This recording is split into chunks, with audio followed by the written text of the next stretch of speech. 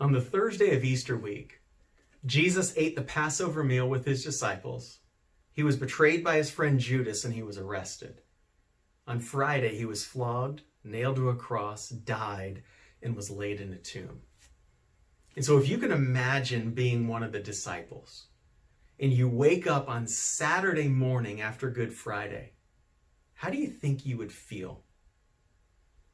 I would contend that that day was a day of stunned silence, especially for the disciples who had probably heard the voice of Jesus nearly every day for the last 3 years, and now his voice is gone.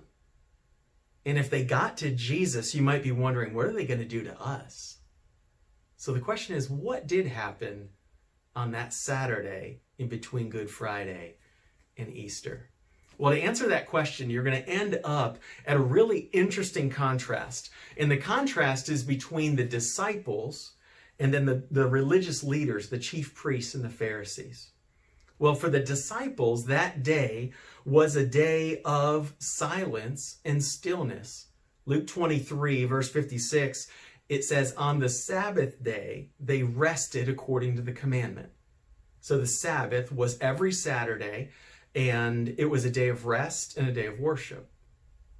Well, so on that Saturday, they rested. They didn't make preparations. They sat in stillness and silence, most likely locked in a room because they were gripped with fear. The disciples weren't even taking care of Jesus' body. Why? Because it was the Sabbath. Contrast that with the religious leaders. While the followers of Jesus were resting, the Pharisees and the chief priest were busy on the Sabbath. And oddly enough, it's their activity on the Sabbath that is the only thing that's recorded about that Saturday. Matthew 27, verse 62 tells us that the next day, the day after the crucifixion, the chief priests and the Pharisees gathered before Pilate. These were the same guys back in Matthew 12 that were all up in arms because Jesus and his disciples, as they were walking through a grain field, his disciples being hungry, they plucked a head of grain and they ate it. And the Pharisees said to Jesus, look, your disciples are doing what is not lawful to do on the Sabbath. The Pharisees were protesting because they were saying the disciples, as they plucked that head of grain, were harvesting or working on the Sabbath. These same guys, later in Matthew 12, they questioned Jesus for healing a man's withered hand on the Sabbath. And it's these same guys that are now ignoring the Sabbath rest and running to Pilate. Matthew 27, verse 63 says this, that they said to him, Pilate, Sir, we remember how that impostor said while he was still alive, after 3 days I will rise. Therefore, order the tomb to be made secure until the 3rd day, lest his disciples go and steal him away and tell the people he is risen from the dead, and the last fraud will be worse than the first. Pilate said to them, You have a guard of soldiers. Go, make it as secure as you can. So they went and made the tomb secure by sealing the stone and setting a guard. So Jesus is already dead, but they say, let's seal up the tomb to make sure we can end this once and for all. Their efforts were the increased efforts of evil trying to contain Jesus. So let's rewind and become a disciple again. Not only is Jesus dead, but now the tomb is sealed and guarded by soldiers. All hope is gone.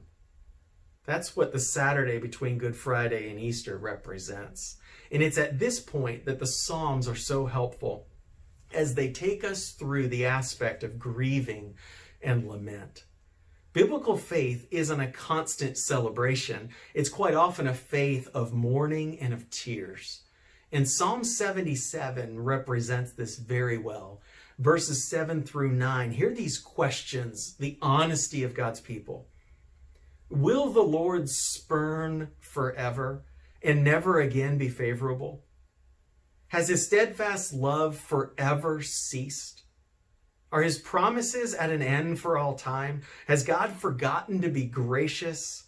Has he in anger shut up his compassion? The Psalms are a gut-wrenchingly honest, borderline blasphemous overflow of the hearts of God's people.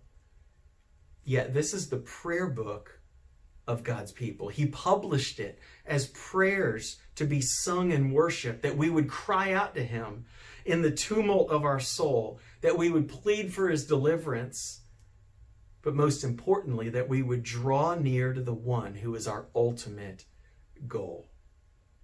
So when we find ourselves in a place where we have heard it is finished, but have not yet heard he is risen, how should we respond? Well, it's the words of Psalm 77 that go from those deep questions onto this. This is how God's people ought to live on a day like Easter Saturday. The psalmist says, I will remember the deeds of the Lord. Yes, I will remember your works of old. I will ponder all your work and meditate on your mighty deeds. Your way, O God, is holy. What God is great like our God? You are the God who works wonders. You have made known your might among the peoples. With your arm, redeemed your people, the children of Jacob and Joseph. As we wait, we remember God's faithfulness. We remember his work of redeeming what is broken. We rest knowing that he is the God who works wonders, even raising the dead back to life. So I welcome you today to ponder the things that look bleak even in your own life, and to be still and wait for God's resurrecting power to show up in his time, that his power might ring out and meet us in the things that are terribly broken. Would you join us tomorrow morning for worship on Easter Sunday at 9:30? We're going to be streaming online as we worship together and celebrate the risen Savior together.